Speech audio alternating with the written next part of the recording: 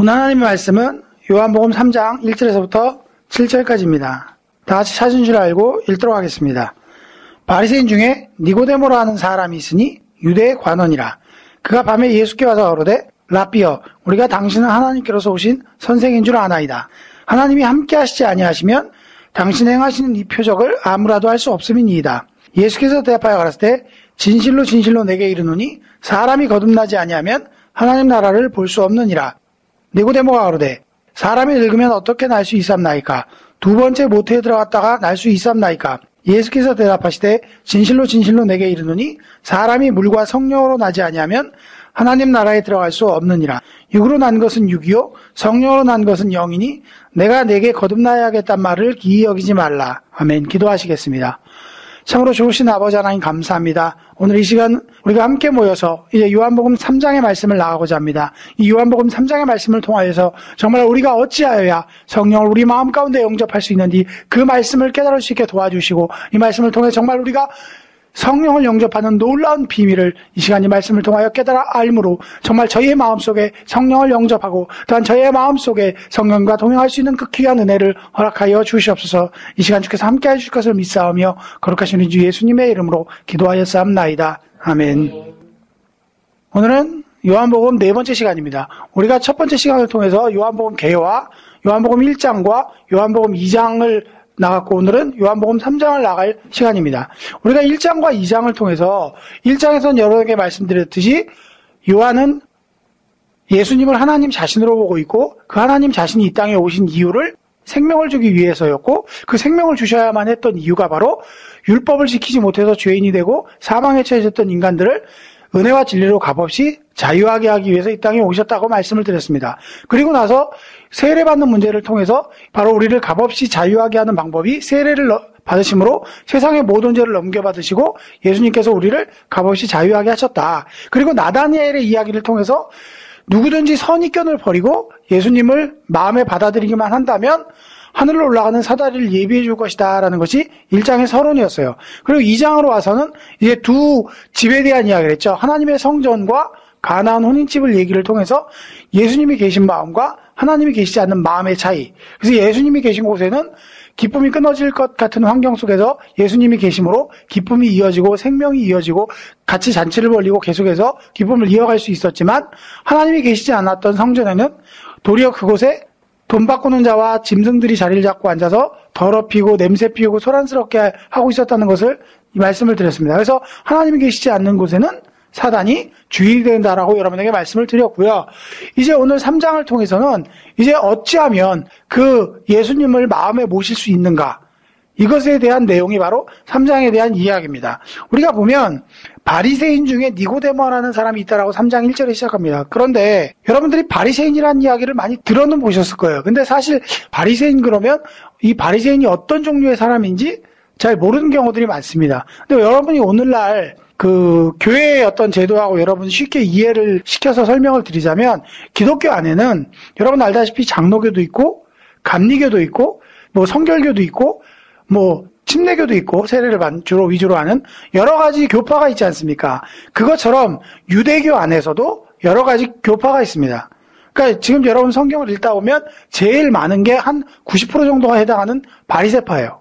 그 다음에 사두개파, 그 다음에 뭐 에세네파, 또 열심당, 그 외에도 여러 가지 그 종파들이 있습니다. 그런데 성경에 나오는 여러 종파 중에서 여러분이 그 한 서너 개 정도만 알면 됩니다. 그 중에서 첫 번째가 바리새파인데 여기에는 많은 서민들, 일반적인 사람들이 거의 다 이 바리새파를 믿고 있고요. 이 바리새파는요, 우리가 이 시대는 구약이기 때문에 이 시대에는 신약이 없습니다. 신약 성경이 없어요. 구약 성경에 있는 모든 말씀을 다 믿는 게 바리새파예요. 그래서 이 사람들은요, 굉장히 율법적이고 우리가 잘 알듯이 율법적이고 내세도 믿고 천사도 믿고 우리가 지금 대부분 믿는 것들을 이들도 믿습니다. 근데 이 사람들과는 달리 사두개라는 종파가 있어요. 이 사두개 종파는요, 극히 소수 사람들만 믿습니다. 여기에 소속되는 사람들은 굉장히 부유하거나 권력자들만 여기에 속해 있어요. 그래서 이 사람들은 사실 권력도 있고 부도 갖고 있기 때문에 내세를 별로 그렇게 탐탁하게 여기지 않죠. 이 땅이 더 훨씬 좋으니까. 그래서 이 사람들은 내세 안 믿어요. 천사 안 믿어요. 영적인 세계 전혀 안 믿어요. 이 사람들이 믿는 것은 오직 이 땅이에요. 그러니까 우리가 오늘날 보면 그 가끔 몰몬경 갖고 다니면서 전도하는 사람들 있죠. 이 사람들도 천국 안 믿어요. 이 땅에서 지상이 이루어진다라고 생각하는 사람들이 있거든요. 그러니까 이런 사람들이 시조예요, 사실은. 그러다 보니까 이 두 종파가 늘 대두가 되고, 이 사두개파라는 사람들은요, 그 모세 오경만 믿지 모세 오경 이후의 성경은 인정하지 않습니다. 천사도 안 믿고. 그러다 보니까 이 사두개와 바리새는 늘 대두가 되고 대립이 돼요. 성경에서도 예수님을 팔아먹을 때만 오직 친구가 됐다라고 얘기할 정도로 사이가 무척이나 안 좋습니다.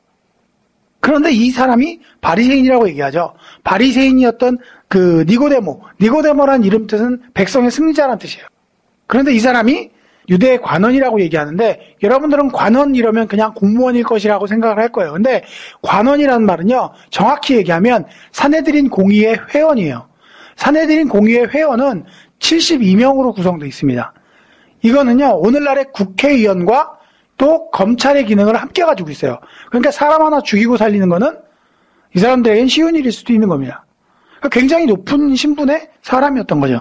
이 사람이 밤에 예수께 와서 가로되 라피어, 우리가 당신은 하나님께로서 오신 선생인 줄 아나이다. 자, 대부분의 여러 목사님들이 설명을 할 때 이 사람이 밤에 찾아온 것은 이 사람의 신분이나 이런 것들 때문에 자기의 체면이나 이런 게 있어서 밤에 몰래 찾아온 것이다라고 설명을 많이 합니다. 근데 그렇게도 해석할 수 있겠지만 그게 아니고, 유대교에서는요, 스승과 제자가 심도 있는 얘기를 하고자 할 때는요, 독대로 말씀을 나눠요. 독대로 말씀을 나누기 때문에 이 사람이 뭔가 심중에 깊은 상담을 하기 위해서 예수님이 혼자 계신 시간에 찾아왔을 가능성이 더 높습니다. 그러니까 원래 예수님뿐만이 아니라 스승과 제자 사이라고 할지라도, 친밀한 사이라 할지라도 그 은밀한 아주 심오한 얘기들을 나누거나 또는 스승의 어떤 고유한 지식을 제자한테 전승하고자 할 때는요, 여러 사람이 있는 데서 하는 게 아니고 1대1로 독대를 통해서 전달을 하곤 했답니다. 그러니까 지금 이 사람이 예수님을 밤에 찾아온 것은 사람들이 많은 시간을 피해서 뭔가 자기의 정말 궁금하게 여겼던 것이나 깊은 상담의 문제를 이야기하고 싶어서 밤에 찾아왔다고 보는 것이 더 타당하다는 말씀입니다. 그가 와서 가로되 라피어, 당신은 하나님께서 오신 선생님인 줄 압니다. 하나님이 보내시지 않으셨다면 당신의 행하시는 이 표적을 아무라도 행할 수 없습니다. 만약 이렇게 얘기했다면 예수님이 그렇다 또는 아니다라고 대답해야 되는데, 3절에 보면 예수께서 가라사대 진실로 진실로 내게 이르니 사람이 거듭나지 아니하면 하나님 나라를 볼 수 없느니라. 이건 전혀 생뚱맞은 대답이죠. 예수님에 대해서 예수님의 존재를 인정하고 있다면 그 사람을 칭찬하거나 네 생각이 옳다고 하거나 아니라고 하거나 이래야 될 텐데, 도리어 사람이 거듭나지 않으면 하나님 나라를 볼 수가 없고 들어갈 수도 없다라고 얘기한단 말입니다. 그러니까 또 이것을 들은 니고데모도 또 가관이에요. 뭐라 그러냐면, 그러면 사람이 어떻게 거듭날 수 있습니까? 두 번째 모태에 들어갔다 날 수 있습니까? 이 말은 뭐냐면요, 다시 어머니 뱃속에 들어갔다 나와야 됩니까? 이렇게 묻고 있는 겁니다. 그러니까 결국 이렇게 얘기하니까 예수님께서 사람이 진실로 물과 성령으로 거듭나지 아니하면 하나님 나라에 들어갈 수 없다라고 5절에서 말씀하세요. 그러니까 완전 지금 대화가 동문서답인 거죠. 왜 이런 이야기를 하는 거냐면요, 이때 당시 니고데모는 거듭남이라는 이야기를 처음 들은 거예요. 만약에 500년 전 사람들한테 비행기를 얘기해주면 그 사람들이 비행기가 뭔지 알겠습니까? 당연히 본 적도 없고 만져본 적도 없고 눈으로 구경한 적도 없는데 어떻게 그걸 이해하겠습니까? 그것처럼 니고데모는 거듭남이라는 이야기를 오늘날 우리들은 너무나 많이 들어서 알고 있지만 그때 당시 사람들은 처음 듣는 거예요. 사람이 다시 태어난다니. 뭐 요즘 뭐 드라마에서도 가끔 뭐 다시 태어났다고 표현들 하지만 이런 건 오늘날의 어떤 많이 그러한 문화가 전파되어 있기 때문에 얘기를 하는 것이고, 실제 당시로서는 거듭남이라는 것 자체가 개념이 없었던 겁니다. 그러니까 거듭남이라는 것은 처음 태어나면 어머니에게서 태어나니까 다시 어머니 뱃속에 들어갔다 나와야 됩니까? 라고 물을 수밖에 없는 거죠. 그러니까 니고데모의 입장에서는 당연히 자기 생각, 상식에서 생각할 수 있는 말을 생각한 겁니다. 그때 예수님이 물과 성령으로 거듭나지 않으면 거듭날 수 없다라고 얘기하죠. 자, 그렇다면 여러분은 물과 성령으로 거듭나셨습니까? 자, 물로 거듭나는 게 뭘까요? 여러분은 생각하기를 물로 거듭난다 그러면 대부분 사람들이 세례라고 생각을 할 겁니다. 자, 그런데 여기에서 또 의문점이 생겨요. 그렇다면 오늘날 세례받은 모든 성도가 다 구원받은 성도일까요? 성령 받은 성도일까요? 확신하십니까? 그렇다고?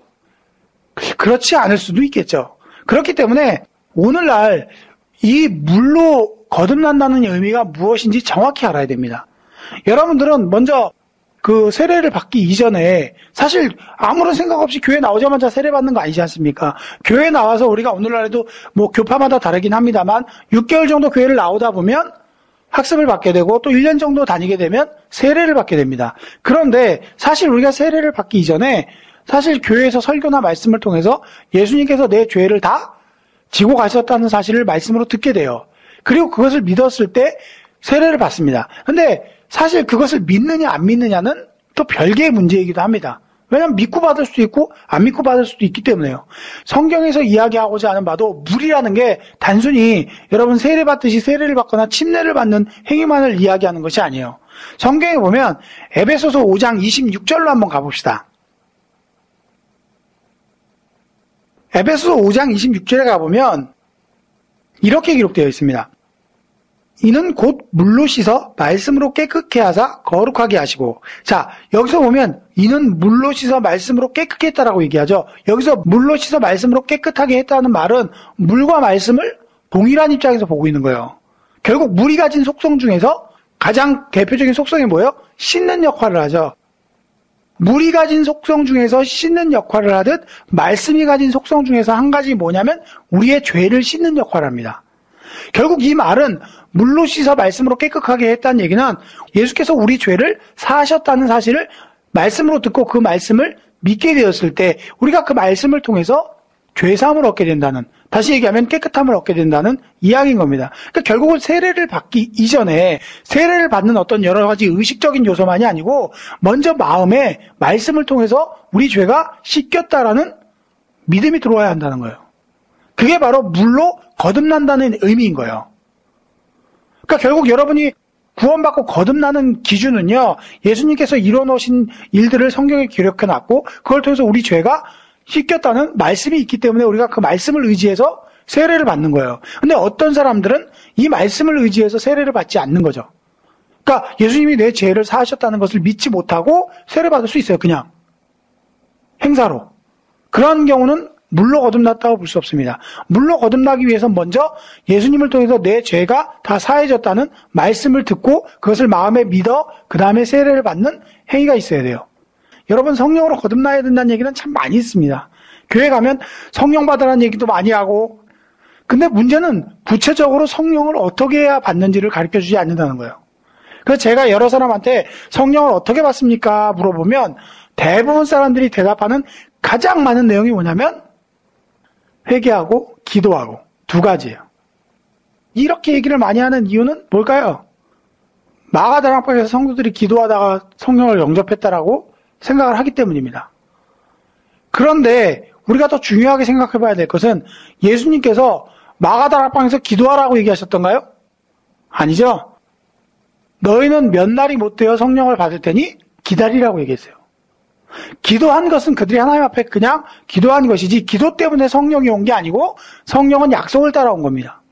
그렇기 때문에 우리가 기도할 때 물론 성령을 많이 영접하기도 하고 체험을 하기도 하는데 문제는 그 근거가 되는 말씀도 잘 모르고 또 많이들 잘못 생각하는 경우에 빠지기 쉽다는 겁니다.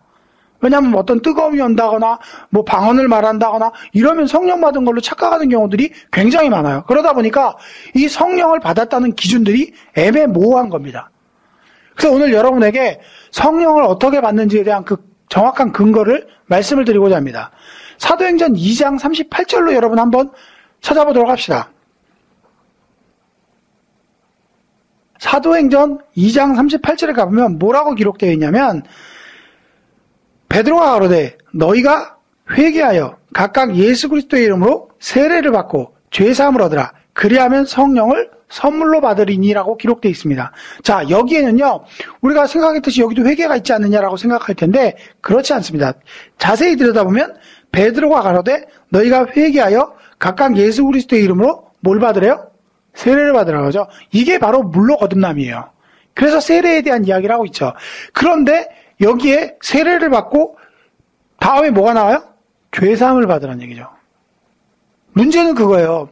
제가 오늘 여러분한테 여러분 과연 여러분 마음속에 죄가 하나도 없습니까? 라고 묻는다면 자신 있게 예라고 답할 수 있어야 돼요. 그게 죄사함 받은 사람들의 당연한 이야기인데도 불구하고 죄가 하나도 없습니까? 그러면 대부분의 사람들이 아니요, 죄는 있습니다라고 얘기합니다. 그러니까 문제는 뭐예요? 회개도 하고 세례도 받았는데 죄사함의 확신이 없는 거예요.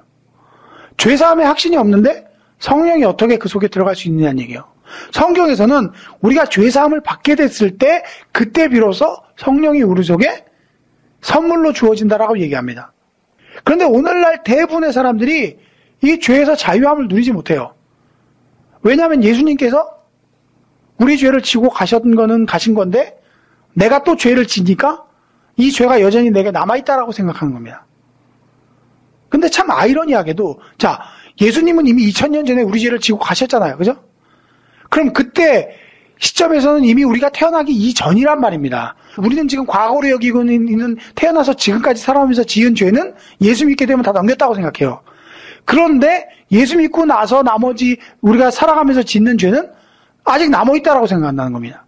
그 생각이 잘못된 거라는 거예요. 그 생각이 틀린 거란 겁니다. 왜냐하면 예수님의 입장에서 보면 우리가 태어나서 예수 믿기 이전에 지은 죄나 또는 예수 믿고 나서 지은 죄나 그 시점에서 보면 전부 다 미래예요. 그죠? 미래에 속한 죄를 이미 다 사하셨는데 우리는 우리 기준대로 내가 믿기 전의 죄는 회개함으로써 다 해결됐고 믿고 나서의 죄들은 아직 남아있다라고 생각하는 겁니다. 제가 전에 말씀드렸죠. 우리가 예수님의 구원을 받아들이게 되면 우리가 믿기 전이나 믿은 후에 모든 죄가 다 예수님에게로 넘어간 겁니다. 그럼 그 이후에 회개하는 이유는 뭐 때문이라고 했어요? 구원받지 못해서가 아니라 성령님과 함께 동행하기 위해서 그 죄를 정결하게 하라는 것이지 구원받지 못해서 그것을 하는 게 아닙니다. 그런데도 많은 사람들이 그것을 깨닫지 못하고 아직도 자기 속에 죄가 남아있다고 생각하거나 이 죄사함에 대한 확신이 없으니까 성령이 그 안에 들어와서 영접되지 못하는 겁니다. 여러분들은 성령을 받으면 그냥 끝인 줄 알아요. 대부분의 그래서 성령을 받더라도 이게 성령을 제대로 받은 건지 안 받은 건지 구분을 하지 못합니다. 그래서 여러분한테 오늘은 아주 귀한 또 어렵기도 합니다. 이 내용을 설명을 드리고자 합니다. 우리 사람의 상태는 성령을 받아들이기 전에 성령이 없는 상태, 그리고 우리가 성령을 영접함으로 인해서 우리 속에 들어오시는 상태, 이것을 내재라고 합니다. 우리가 믿기 전에는 성령님과 함께 하지 않아요. 하지만 예수님을 믿고 구원받게 되고 성령님을 영접하게 되면 우리 속에서 거하기 시작하면서 우리 속에서 일하시고 우리 안에서 여러 가지 일들을 행하십니다. 그게 바로 내재 단계예요. 그 내재 단계를 또 넘어서가 되면 그 다음에는 성령 충만의 단계가 나와요. 그러니까 성령의 단계는 세 단계로 굳이 구분할 수 있어요. 하자면 개념적으로는. 자, 그런데 대부분 사람들이 이 영접을 통한 내재와 성령의 내재 전 상태를 구분하지 못해요. 그러니까 이거를 구분짓는 가장 대부분 많이 사용하고 있는 방법이 뭐냐면요. 방언을 받거나 어떤 은사를 받으면 여러분들이 착각에 빠지기 쉬운 게 방언 말하면 성령을 받은 건가요? 그렇지 않습니다. 예언하면 성령을 받은 건가요? 그렇잖아요. 물론 여러분 믿음이 없는 사람들이 보거나 방언을 받지 않는 사람들이 보면 야, 저거 받으면 성령 받았으니까 방언하는 거 아니겠냐 이렇게 생각하지만 그렇지 않습니다. 여러분이 아셔야 될 거는요. 성령의 역사와 내재가 다르다는 겁니다. 역사와 내재를 굳이 구분하자면 구원받기 이전에 성령께서 구원받지 않은 사람들한테 일을 행하실 수 있을까요? 없을까요? 네? 없다라고 생각하는 분도 있고 저렇게 있다라고 생각하는 분도 있거든요. 자, 여러분은 그럼 여러분이 믿게 됐을 때 자의로 믿었나요? 성령의 인도함이었나요? 네? 어느 거였나요? 내가 예수 믿기를 결심하고 결단해갖고 예수를 믿었나요? 아니면 그것조차도 성령께서 인도하신 건가요? 네? 그쵸. 그럼 우리가 안 믿을 때 역사 하세요? 안 하세요? 하시는 거예요. 그러니까 우리 속에 들어오지 않고 얼마든지 우리가 믿지 않는 사람들한테도 성령께서 역사하세요. 우리가 그걸 잘못 생각해갖고 안 믿는 사람한테 성령께서 왜 역사하시나 이러지만 단순하게 우리 자신을 생각해봐도 돼요. 우리가 믿음으로 도게 될 때 그것 자체가 성령의 기회였고 성령이 우리를 감동시키거나 감화시켜서 어떤 계기를 마련해 주셨기 때문에 인도하셨기 때문에 온 거란 말이에요. 그렇기 때문에 믿지 않는 자나 믿는 자나 성령은 역사하실 수 있어요. 그리고 우리가 성령을 영접해서 우리 속에 들어오게 되면 우리 안에서 일하실 수도 있고요. 그러니까 구원받은 자는 성령의 역사도 있을 수 있고 성령의 내재도 있을 수 있는 거예요. 구원받지 않은 자는 뭐만 있는 거예요? 역사밖에 없는 거죠. 그래서 성경은 이것을 두 가지로 구분해 놓고 있는데, 바로 이 영접은 아까 여러분에게 얘기했던 예수 그리스도의 이름으로 세례를 받고 죄 사함을 얻고 성령을 선물로 받을 때, 이게 바로 영접인 거예요. 그럼 이렇게 성경에서는 이 영접 상태와 이전 상태를 구분해 놓는데, 이 영접받기 이전의 상태를 역사라고 봅니다. 성령의 역사라고. 그래서 고린도전서 12장에 가보면 이것에 대해서 아주 정확하게 이야기하고 있습니다. 고린도전서 12장에 한번 가서 보실까요? 12장 4절에 보면 은사는 여러 가지나 성령은 같고 직임은 여러 가지나 주는 같으며 역사는 여러 가지나 모든 것을 모든 사람 가운데서 역사하시는 하나님은 같으니. 자, 여기서 모든 사람 가운데서 역사하신다라고 얘기를 하죠. 이 역사는요, 밖에서 일하시는 거예요. 그래서 여러분 여기에 나오는 은사가 여러 가지가 나오는데 이 은사들이 전부 다 밖에서 이루어지는 일들입니다. 거기 보시면 성령의 나타나심을 주시는데 어떤 이는 성령으로 말미암아 지혜의 말씀을, 어떤 이에게든 같은 성령을 따라 지식의 말씀을. 자, 지혜와 지식의 말씀은요, 이것은 어떤 사람들에게 주어지는 것이냐면요, 말씀을 가리키고 전하는 사람들한테 주어지는 겁니다. 자, 그렇다면 말씀을 가르쳐서 얻어지는 유익이 자기 자신에게도 물론 열리겠지만 그 목적이 가르침을 받는 사람이겠어요? 가르친 사람이겠어요? 가르침을 받는 사람이겠죠. 그러니까 이 열매는 밖에서 열리는 거예요. 그렇기 때문에 성령의 역사는요, 외적인 열매예요. 자기에게 열리기보다도 다른 이들에게 그 열매가 열려서 하나님을 믿게 만들고 구원에 이르게 하는 것들입니다. 그렇기 때문에 이 지혜나 지식은요, 전부 다 말씀을 가리키는 사람들에게 사용되는 것이고, 이것은 이 사람이 구원받지 않아도 성령께서 그 사람을 들어서 사용하실 수 있는 일인 겁니다. 그렇기 때문에 우리가 이러한 성령의 역사들을 내재하고 같이 보면 안 돼요. 또 어떤 이에게는 성령으로 말미암아 같은 성령으로 믿음을, 어떤 이에게는 한 성령으로 병 고치는 은사들. 자, 믿음에 대한 건 맨 마지막에 설명을 드리기로 하고요. 병 고치는 은사가 자기에게 열매를 맺습니까? 다른 사람에게 열매를 맺습니까? 다른 사람에게 열매를 맺죠. 이것도 역시 밖으로 열리는 열매들인 거예요. 이것은 자기의 구원과는 전혀 상관이 없어요. 구원받지 않은 사람이라 할지라도 하나님이 얼마든지 그 사람을 통해서 예언도 할 수 있고 그 사람을 통해서 병을 고칠 수도 있다는 얘기인 거예요. 그러니까 여러분들은 오늘날 많은 사람들이 만약에 신유의 은사가 가지고 암을 고치거나 무슨 불치병을 고쳤다 그러면 대단히 큰 역사가 있는 걸로 생각해요. 하지만 이것은 말씀을 정말 잘 가리키고 말씀으로 잘 깨닫게 하는 것보다 오히려 낫지 못한 거예요. 사람들은 눈에 보이는 기적이 일어나니까 그게 대단히 큰 것처럼 생각하지만 하나님 편에서는 그러한 것들이 더 중요한 게 아니라는 겁니다. 그것은 바로 믿음을 갖게 하기 위한 수단이고 도구지 그것 자체가 성령의 영접은 아니에요. 여러분들이 방언했다거나 예언 들었다고 해서 바로 구원받는 게 아니듯이 구원은 오로지 뭐와 관련돼 있어요? 말씀과 믿음과 관련돼 있는 겁니다. 또 그 다음에 보면 어떤 이에게는 능력 행함을, 이 능력 행함은 뭐냐면요, 어떤 특별한 기적이나 능력을 베풀 수 있는 그러한 은사들을 상징하고요. 어떤 이에게는 예언함을, 어떤 이에게는 영들 분별함을, 어떤 이에게는 각종 방언을 말함을, 어떤 이에게는 방언을 통역함을 주시나니라고 얘기하죠. 이러한 은사들이 전부 다 외적입니다. 통역도 자기 것을 해석하는 게 아니라 다른 사람의 방언을 해석하는 것이고, 저 같은 경우는 교회 나가기 시작한 지 일주일 만에 방언을 받았어요. 일주일 만에 그렇다고 제가 구원받은 상태도 아니었고, 거듭난 상태도 아니었고, 단지 저는 굉장히 사모했어요. 왜냐면, 저를 전도한 친구가 신비주의 쪽에 좀 빠져 있어서, 방언 기도 안 받으면 이 믿는 자가 아닌 줄 알았어요. 그래갖고 방언을 반드시 받아야 되는 줄 알고, 하늘산 기도원에서 막 기도하다가, 그것도 남들 다 예배 드리고 있는데, 혼자 개천에 앉아갖고, 발 담그고, 혼자 기도하고 있다가, 방언이 터지기 시작했어요. 근데 그때 상태는 구원받은 상태가 아니란 말이에요. 거듭난 상태도 아니란 말이에요. 이 은사들은 우리가 사모하면 줍니다. 여러분들이 방언 받고 싶으면 간절히 매달리고 사모해 주세요. 하지만 이 방언을 주시는 건요, 기도하라는 거예요. 기도의 사명이 바로 방언의 은사예요. 그럼 그 방언이 자기를 위한 기도일까요? 중보기도일까요? 10중 8구는 중보기도예요. 그러니까 방언의 은사도 결국은 자기를 위한 게 아니고 남을 위한 거예요. 병 고침의 은사도, 예언도 다 그래요. 믿음의 은사는 뭐냐면요, 나머지 여러 가지 은사들을 그때그때 사용하는 거예요. 성경에 보면 사도 바울의 경우는 신유의 은사가 있었어요. 그래서 가는 곳곳마다 병자들을 고칩니다. 그런데 베드로는요, 신유의 은사가 없어요. 신유의 은사가 없는데 성전 미문에 앉은 병을 일으켜죠. 네? 베드로가 죽은 자도 살리죠. 이건 베드로가 갖고 있었던 믿음의 은사예요. 은사는요, 자그맣게 시작해서 길러지는 거예요. 계속 사용함으로 인해서. 그런데 베드로가 가진 믿음의 은사는 어느 한 은사가 주어져 갖고 길러지는 게 아니고 그 다른 은사들을 필요한 때에 그때그때 사용하는 거예요. 여러분 가만 생각해 보세요. 바울은 여러 군데 전도하러 다녔지만 베드로처럼 앉은 자리에서 3,000명, 5,000명을 회개 못 시켰어요. 그죠? 이때 사용된 은사가 뭘까요?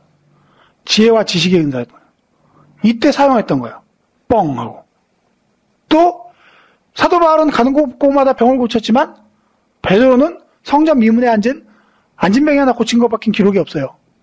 이때도 믿음으로 고친 거예요. 그리고 나서 또 죽은 자를 살리러 갔을 때도 마찬가지로 베드로는 믿음으로 살려냅니다. 결국 성경에 나오는 것들을 보면 베드로가 그러한 것들을 할 수 있었던 것은 특정한 은사를 가진 게 아니고 믿음의 은사를 가졌기 때문인 거예요. 그러니까 우리가 성경을 자세히 읽다 보면 그것들을 볼 수 있는데 사실 이러한 것들은 자기가 그러한 은사를 접하지 않고는 잘 몰라요. 방언을 받는다고 해도 방언을 여러분이 한 번 받으면 끝나는 게 아니에요. 방언도 성장해요. 처음에 애기 방언 같이 애기들 막 아빠 거리는 것처럼 그런 단어로 시작해서 점점 능숙해지고 나중에 막 억양도 바뀌고 뭐 중국말 같이 했다가 어디 스페인말 같이 했다가 말이 바뀌어요. 그렇게 말이 바뀌거나 이렇게 변화될 때 굉장히 힘듭니다. 막 창자 끊어지는 것 같아요. 원래 방언은 쉽거든요. 방언하고 기도하기가 정말 쉬워요. 그냥 뭐 생다지로 한국말로 기도하는 것보다 방언으로 기도할 때 훨씬 더 수월합니다. 그런데 이게 변화될 때 굉장히 힘들어요. 전 창자 끊어진 줄 알았어요. 그렇게 변화가 되면서 어떤 분들은 심한 경지에 이르면 방언으로 찬양까지 합니다. 방언 찬양은 정말 아름다워요. 아무튼 그러한 은사들은 바로 성령의 역사예요. 이러한 역사를 주시는 것은 하나님의 일을 하기 위함이지 구원받았다는 증거나 성령 받았다는 증거로 주시는 게 아니에요. 그러니까 우리가 잘못 생각하는 거예요. 그러니까 여러분이 오늘서부터 다시 생각을 하십시오. 성령의 역사는 구원과 상관이 있다 없다? 없다. 아무리 목사님들 중에 신유의 은사를 하고 예언의 은사를 하고 병 고치고 뭐 여러 가지 통역에 여러 가지 통변에 뭐 다 가지고 있어도 이것은 구원과 상관이 없는 것이고 여러분이 어떻게 생각하셔야 돼요? 저 목사님은 하나님의 일을 하셔야 될 게 많구나라고 생각을 하셔야 돼요. 여러분이 만약에 은사를 많이 받으면 은사 받아서 여러분들 중에 교만이 난 은사 이것도 있고 저것도 있고 천만의 말씀. 하나님 앞에 빚진 게 많고 해야 될 일이 많은 겁니다. 자, 그렇다면 성령의 영접은 성경에서 뭐라고 표현되어 있냐면요. 우리가 성령이 우리 속에 오시게 되면 이 성령의 열매들이 열려요. 성령의 열매들은 외적인 열매들하고 달리 내적으로 열립니다. 갈라디아서 5장 22절을 제가 읽어드릴게요. 거기에 보면 오직 성령의 열매는 사랑과 희락과 화평과 오래 참음과 자비와 양성과 충성과 온유와 절제니 이 같은 것을 금지할 법이 없느니라고 얘기합니다. 성령의 열매라고 분명히 얘기하죠. 이 열매들은 어디서 열리냐면요. 우리 안에서 열려요. 자, 생각해봅시다. 사랑의 열매가 물론 밖으로 어떻게 결과를 보여지겠지만 보여지기 이전에 어디부터 열려요? 우리 마음속에부터 열리잖아요. 사랑하는 마음이 없이는 사랑의 열매가 열릴 수 없죠. 그리고 또 희락, 기뻐하는 마음 어디서 열려요? 웃음은 밖으로 표현되지만 먼저 마음에서 기뻐하는 마음이 있어야죠. 그리고 또 화평, 평안한 마음 이건 역시도 우리의 내면적인 겁니다. 그리고 오래 참음, 인내 이것도 내면적인 거죠. 자비는 또 어떠합니까? 남을 불쌍히 여기는 마음도 역시 내면적인 거죠. 그 다음 양선, 착한 마음이요. 바르고 착한 마음도 내적인 거죠. 충성, 하나님께 충성하는 것 이건 역시도 내면적인 겁니다. 온유와 절제 전부 다 내면적인 거죠. 이러한 것들은 내면적으로 열려요. 그리고 이러한 것들은 다른 사람에게 유익을 주는 게 아니고 자기 자신에게 유익을 냅니다. 내가 온유해지면 땅을 하나님이 나에게 기업으로 주신다고 성경에 기록되어 있는데 나한테 주지 딴 사람한테 주세요? 네? 내가 온유하고 절제를 잘하면 그것을 위해서 내가 유익을 보는 것이지 다른 사람이 유익을 보는 게 아니라는 얘기입니다. 결국 이 성령은요, 영접과 영접 전의 상태가 이렇게 달라요. 그러니까 여러분들이 성령의 역사와 성령의 내재와 성령의 충만의 단계가 있는데, 성령 충만의 단계는 오늘 설명을 드리지 않겠습니다. 근데 여러분들 성령 충만도 잘못 생각하는 경우들이 굉장히 많은데, 성령 충만은 여러분이 좀 더 진도를 나가게 되고 여러분이 말씀에 대해서 좀 성장하게 되면 그때 말씀을 드릴게요. 지금 설명드리기는 좀 어려운 구석도 있고 시간이 많이 할애되기 때문에 나중에 여러분에게 설명을 드리도록 하겠습니다. 그렇기 때문에 성경은요, 성경의 내재와 역사를 다르게 표현하고 있고요. 그래서 우리가 이러한 것들을 가지고 말씀을 통해서 구분을 해야 돼요. 방언받았거나 은사를 받았다고 해서 성령 받았다고 생각하시면 안 됩니다. 그건 성령께서 나를 통해서 어떤 일을 하시기 위해서 은사를 주신 거예요. 능력을 주신 거라고요. 그 능력은 반드시 하나님의 일을 위해서인 거예요. 하지만 내재한 이후에 열매를 맺는 것은요, 하나님의 일을 위한 게 아니에요. 성령이 우리 속에서 우리 안에서 함께 거하시면서 우리와 동행하시면서 아름다운 열매들을 맺게 하시고 그것을 통해서 우리로 유익하게 하기 위함인 겁니다. 그것들을 우리가 알지 못하고 내재와 역사를 알지 못하는 겁니다. 그러니까 니고데모한테 물과 성령으로 거듭나야 된다는 얘기를 했을 때 니고데모가 그 말을 알아들었을까요? 못 알아먹었을까요? 당연히 못 알아먹었겠죠. 여러분들이 다시 요한복음 3장으로 한번 가볼까요? 거기서 계속해서 보면 실제로 내가 거듭나야겠다는 말을 기이 여기지 말라, 이상하게 여기지 말라, 이 이야기는 니고데모가 예수님의 말씀을 전혀 이해하지 못하고 있음을 나타내고 있는 겁니다. 바람이 임의로 불매 그 소리를 들어도 어디서 오며 어디로 가는지 알지 못하나니 성령으로 난 사람은 다 이러하니라. 자, 우리가 이 구절 때문에 오해하는 경우가 있어요. 어떻게 오해를 하냐면 성령으로 난 사람은 알아볼 수 없다. 성령으로 난 사람은 이렇게 성경에 나오는 것처럼 어디서 오며 어디로 가는지 알지 못하다니. 근데 이 말씀은 지금 누구에게 하고 있는 거예요? 니고데모에게 하고 있는 거죠. 니고데모는 거듭나지 않았기 때문에 너는 도무지 알 수 없다는 얘기인 거예요. 그렇다면 여러분이 구원받고 거듭난 사람을 알아볼 수 있을까요? 성경은 알아볼 수 있다라고 얘기합니다. 요한복음 3장 34절에 보면 뭐라고 나오냐면 하나님의 보내신 이는 하나님의 말씀을 하나니 이는 하나님이 성령을 한량없이 주심이라고 얘기합니다. 이 사람이 만약 하나님의 보내신 사람이고 구원받고 거듭난 사람이라면 그 입에서 나오는 것이 하나님의 말씀인지 자기 생각인지 구분되어진다는 거예요. 결국 성령 받지 않은 사람은 하나님 말씀이 아니라 자기 생각을 떠들어야 된다는 얘기인 거죠. 결국 그렇기 때문에 우리가 성경에도 나오죠. 나무마다 열매를 통해서 그 나무를 알리라라고 얘기합니다. 즉 그 사람의 입에서 나오는 말씀을 통해서 그 사람이 성령을 받았는지 안 받았는지 알 수 있는 거예요. 여러분이 바람이 어디로 오는지는 알지 못하지만 바람이 존재하는 건 알잖아요. 네? 타이어 속에 공기가 들어있기 때문에 자동차를 들어 올리는 것인지를 우리가 알잖아요. 바람이 부니까 돛담배가 바람을 타고 흘러가는 것임을 우리가 알잖아요. 그렇기 때문에 알 수 없다라고 얘기한 건 거듭나지 않은 니고데모에게 얘기한 것이고 그가 성령을 받은 사람이라면 그 결과인 하나님의 말씀을 통해서 알 수 있다라는 것이 성경의 이야기인 겁니다.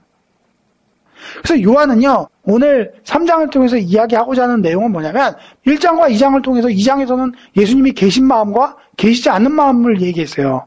자, 그렇다면 어떻게 하면 예수님을 우리 마음속에 모실 수 있는가? 그 방법으로 바로 뭘 얘기하고 있는 거예요? 물과 성령으로 거듭나라고 얘기하는 겁니다. 요한은 그 의도에서 바로 3장에서 물과 성령으로 거듭남의 이야기를 이야기하고 있고 니고데모의 이야기를 기록하고 있는 거예요. 여러분에게 이 이야기를 통해서 거듭남에 대한 이야기를 설명하고 그것은 바로 우리가 예수님을 영접하는 비결이라고 우리에게 얘기하고 있는 겁니다. 자, 이렇게 요한은 1장과 2장과 3장까지 계속 연결돼서 얘기를 합니다. 다음 시간에 나눌 4장의 이야기도 연결돼서 설명이 들어갈 겁니다. 여러분이 이해했을 줄로 믿고요. 자, 오늘은 여기까지 말씀을 나가도록 하겠습니다. 기도하고 마치도록 하겠습니다. 기도하시겠습니다. 참으로 좋으신 아버지 하나님 감사합니다. 오늘 이 시간 요한복음 3장의 말씀을 통하여서 우리가 어떻게 하여야 물과 성령으로 거듭날 수 있는지 그 방법에 대해서 말씀을 증거했습니다. 정말 우리가 이제 말씀을 기준으로 성령을 영접하며 말씀을 기준으로 그 열매들을 열며 정말로 그리함으로 우리가 성령님과 교제하며 교통함으로 성령의 열매들을 맺어갈 수 있도록 주님 붙잡아 주시고 인도하여 주시옵소서. 이 시간 주께서 함께하여 주시고 또한 깨닫게 해주심을 감사드리오며 거룩하신 주 예수님의 이름으로 기도하여사옵나이다. 아멘. 구독, 좋아요, 알림 설정 해주세요. Subscribe, like set notifications,